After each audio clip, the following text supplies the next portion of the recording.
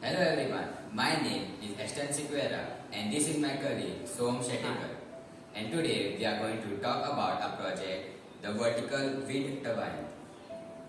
Wind energy is renewable, pollution-free but minimally exploited source of energy.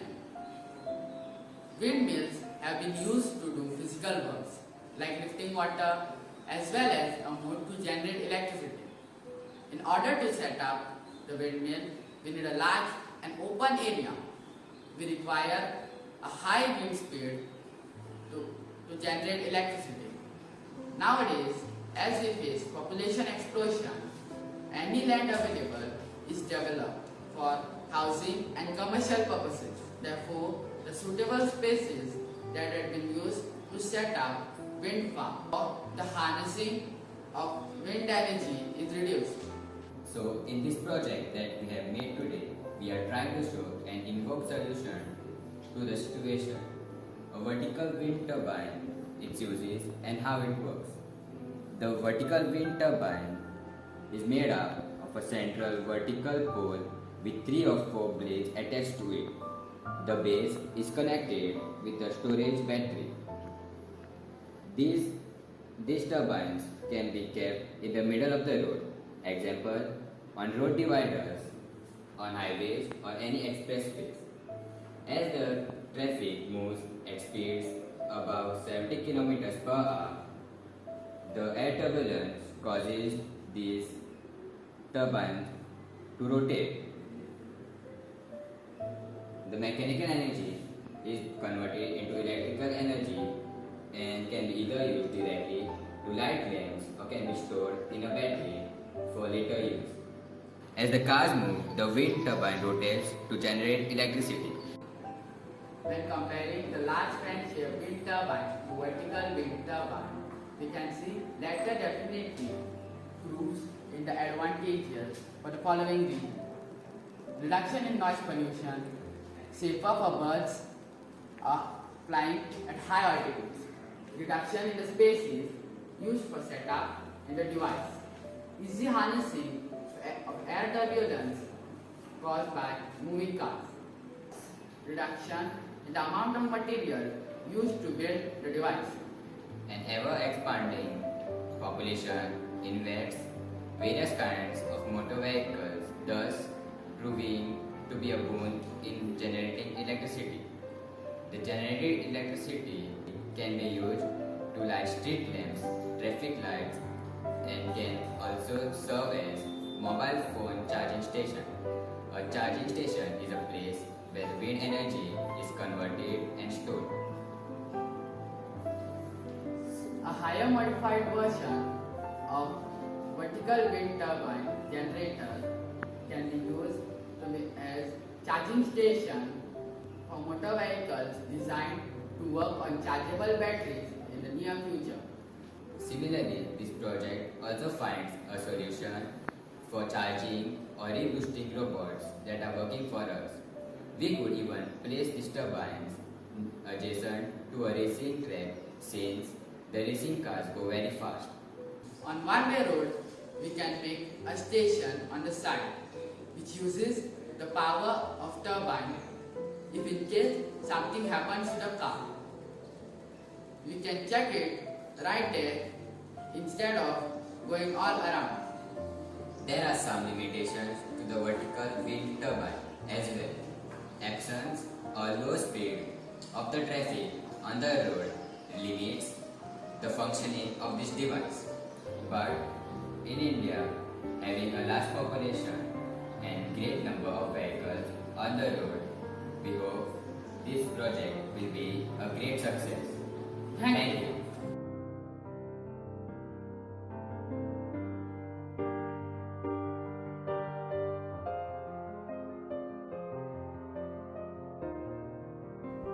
Hello friends, this is me Rehan Balbatti and this is my partner Shivam Singh. We have made a project of hydroelectricity. We will be explaining its functioning and uses to you through the video. Hydroelectricity.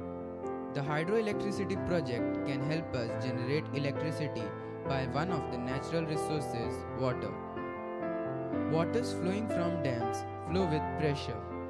This pressure can help a turbine to move and generate power. This method helps to generate electricity and even save some of the resources like coal used in the thermal power plant. Hydroelectricity in present day is used for some purpose, like the street light on the roads close to the dam or the plant. Hydroelectricity can even be stored in a place, helping people to use it in the future. But if we use this at all dams or increase the number of hydroelectricity plant, it can help us produce energy in a large amount of lights, up big cities and transport stations.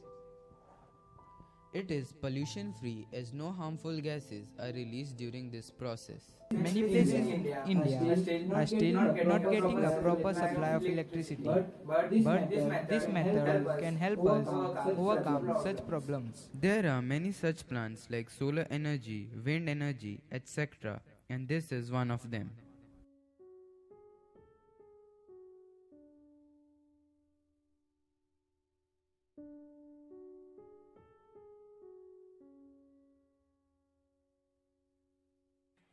Hello everyone, my name is Preeti Kumar. I am studying in standard 9th B. So friends, have you ever wondered what human eye is made up of, or what are the parts of the human eye? So here I am today to explain you all the structure of the human eye. So first, now let us look at the various parts of the human eye. This layer is called cornea, lens, iris, ciliary body, the innermost layer retina, the outermost layer sclera, the middle layer choroid, the optic nerve. The optic nerve is very important since the sensations felt by the nerve cells are transmitted to the brain through the optic nerve. This is the blind spot. Fovea, vitreous chamber and aqueous chamber. Structure of the human eye. The human eyeball is spherical in structure. It consists of 3 layers. The outermost layer is the sclera. The anterior portion of this layer is the cornea. The middle layer is the choroid layer, which contains many blood vessels which are bluish in color. The choroid layer becomes thick in the anterior part to form the ciliary body. The ciliary body then continues to form a pigmented and opaque structure called the iris. The iris is the colored portion of the eye. So if we say that a person has blue eyes, we actually refer to the color of the iris. The iris controls the amounts of light entering into the eye. The eyeball contains a transparent crystalline lens which are held in place by ligaments attached to the ciliary body. In front of the lens, the aperture surrounded by the iris is called the pupil. The inner layer is the retina, on which the image of the reflected rays is formed. There are 2 photoreceptor cells, rod cells and cone cells. Rod cells are sensitive to dim light and cone cells are sensitive to bright light. Blind spot is the region where the photoreceptor cells are not present. Fovea is the thin portion of the eye where only the cone cells are densely packed. The space between the cornea and the lens is called the aqueous chamber. It contains watery thick fluid called aqueous humor. The space between the cornea and the retina is called vitreous chamber. It is filled with transparent gel called vitreous humor. So with this we finish learning the structure of the human eye. Thank you.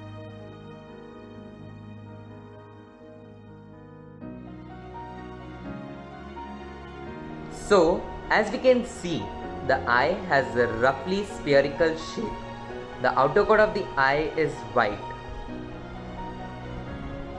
This coat is called sclera. It is tough so that it can protect the interior of the eye. The cornea is a transparent part of the eye which protects the iris and the pupil. Behind the cornea, we find the blue structure, which is called the iris. It is not necessary that the iris has to be blue. It can be brown or green also. In the iris, there is a small opening called the pupil, and the size of the pupil is controlled by the iris. The iris controls the amount of light entering to the eye.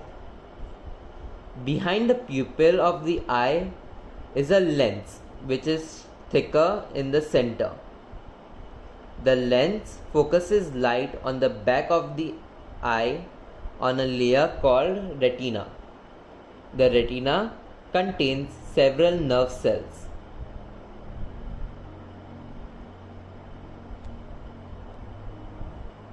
Sensations felt by the nerve cells are then transmitted to the brain through the optic nerve.